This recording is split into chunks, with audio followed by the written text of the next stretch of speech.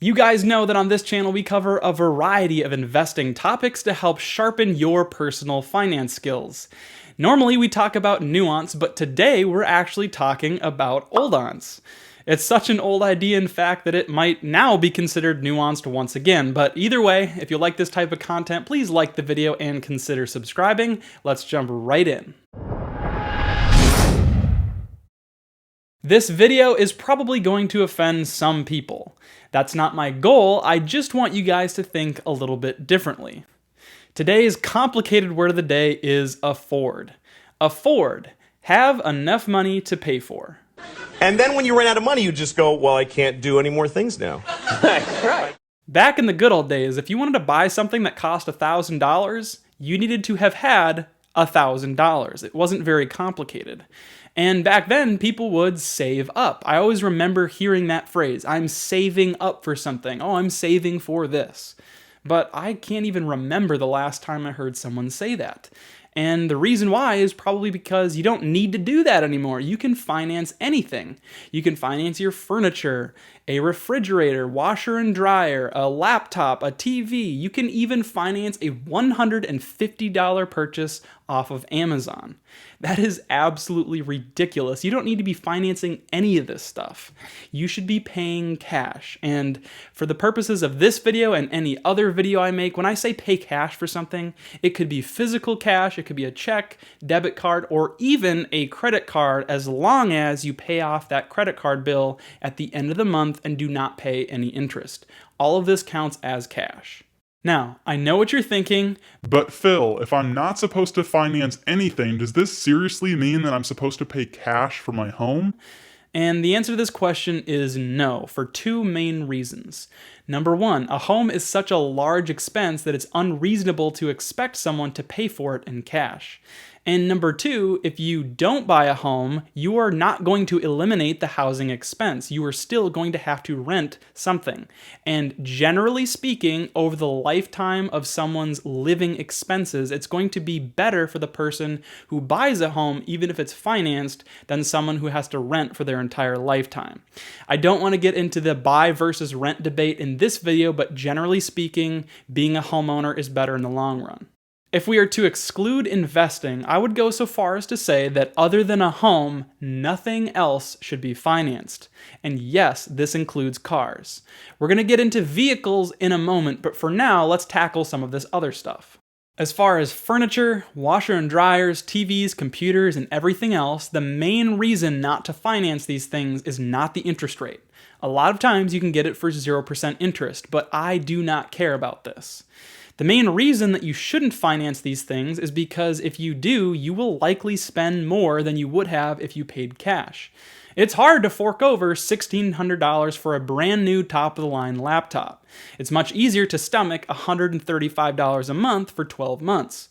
But if you had to pay cash, would you really buy that $1,600 laptop? Or would you go, man, this one for $800 works just fine for what I need? And if you had to pay full price for that top-of-the-line refrigerator, would you? Would you really? Or would you go, man, this one that costs $1,500 is still pretty good and it keeps my food cold? The thing is, when we finance things, we buy something that we wouldn't otherwise buy if we had to pay cash. And with certain purchases, it's especially easy to get on what I call the payments treadmill. For example, a lot of people pay off their phone monthly. They might pay $35 a month for 2 years until that phone is paid off. But at the 2-year mark, most people go, man, I can upgrade my phone for pretty much the same payment per month, so I'm not having to pay anything more. But for people who pay cash for their phone, at the 2-year mark, they go, pay anything more, if I want to get another phone, I have to fork over another $840. My phone still works just fine. I think I'm going to continue using this for a while longer, and I'll buy one when I actually need to. The thing is, if you are on payments, you do have to pay more if you were to upgrade your phone at the 2-year mark. You've just convinced yourself that because you're on payments, it's not actually anything extra. But this is wrong. The bottom line is that when you pay cash for these things, when you pay cash for things you really do not need to finance, it aligns the incentives to make smart decisions. Do not finance these things. Now, let's talk about the elephant in the room, vehicles. In my opinion, vehicles are more damaging to people's finances than anything else. The biggest reason for this is that it's just assumed that you're going to get a car loan. At least people aren't proud of having to finance the refrigerator or having credit card debt. In the United States, the average new car payment is $568. Used is $397 and leased is $467.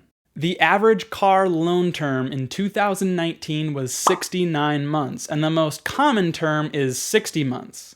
So what happens for most people is 5 years into owning their vehicle, it's now got some dings, mileage, some wear and tear on their seats, and people find that they can upgrade their vehicle for the same exact monthly payment. And they think to themselves, why do I want to be driving around this 5-year-old crappy vehicle when I can trade it in for the same monthly payment and drive something that's new and shiny again? But what happens is people end up on this car payments treadmill and they end up spending their whole life with a car payment. To get on the good side of this cycle, you need to pay cash for a vehicle. Start by buying a $3,000 car, pay a mechanic to inspect it, and after some minor fixes, taxes, and licensing, you'll be in a car that you own for $4,000. You do not need to pay $20,000 for a reliable vehicle. Now, set aside the money that you would have been paying for a car payment, and once you reach $10,000, you can upgrade in vehicle if you so choose.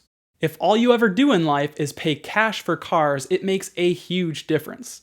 And by the way, you don't have to drive beaters, you can have decent used cars. Either way, if you save $250 a month using this strategy, which I do think is fairly realistic, from age 25 to 65, invest that money in the S&P 500 at 8%.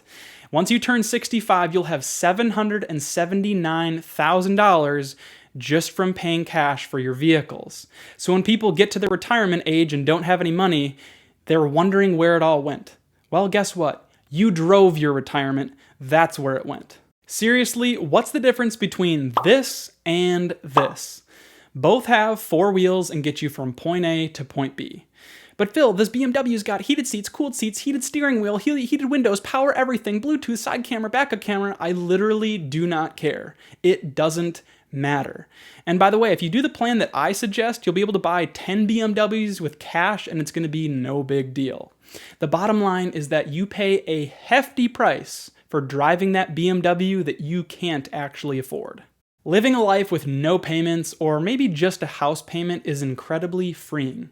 It's a weight lifted off your shoulder, and that extra money in your life helps you save, invest, and build your wealth. If this video rubbed you the wrong way, I'm sorry, that's not my goal. I just want you guys to succeed financially, and having monthly payments you don't need is not helping you accomplish this. And by the way, those monthly payments probably aren't making you happy either. Let's finish the video with a portfolio review.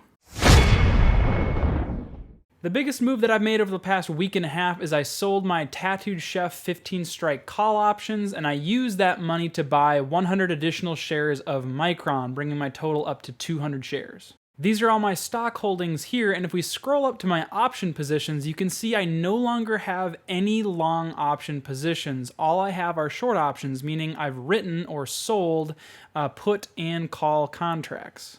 The main contract that I want to focus in on here is this Tattooed Chef $35 strike call option expiring October 15th.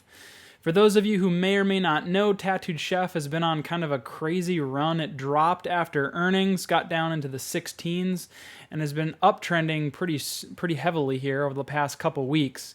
And then within like the last week or so, we saw this epic surge from in the 20s all the way up to almost 24.